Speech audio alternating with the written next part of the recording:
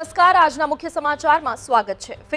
જંબુસર નગરપાલિકાના નવા પ્રમુખ તરીકે શ્રીમતી ચૈતાલીબેન અમિતભાઈ પ્રજાપતિ અને ઉપપ્રમુખ તરીકે શ્રી દલપતભાઈ વાઘેલાએ મંગળવારે વૈદિક મંત્રોચ્ચાર વચ્ચે શુભ મુહૂર્તમાં નગરપાલિકા કચેરી ખાતે સત્તાવાર રીતે કાર્યભાર સંભાળ્યો હતો. સવારે યોજાયેલા કાર્યક્રમમાં નવા હોદ્દેદારોનું ઉષ્માભેર સ્વાગત કરવામાં આવ્યું હતું.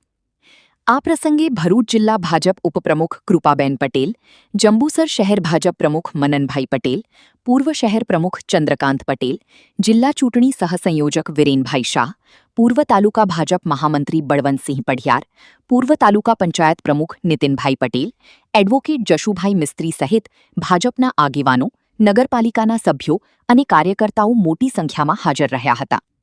ઉપસ્થિત આગેવાનોએ નવા પ્રમુખ અને ઉપપ્રમુખને પુષ્પગુચ્છ અર્પણ કરી શુભેચ્છાઓ પાઠવી હતી. કાર્યક્રમ દરમિયાન જંબુસર શહેરના સર્વાંગી વિકાસ, જનસુવિધાઓના વિસ્તરણ અને નગરપાલિકાના કાર્યોને વધુ ગતિશીલ બનાવવા સંકલ્પ વ્યક્ત કરવામાં આવ્યો હતો.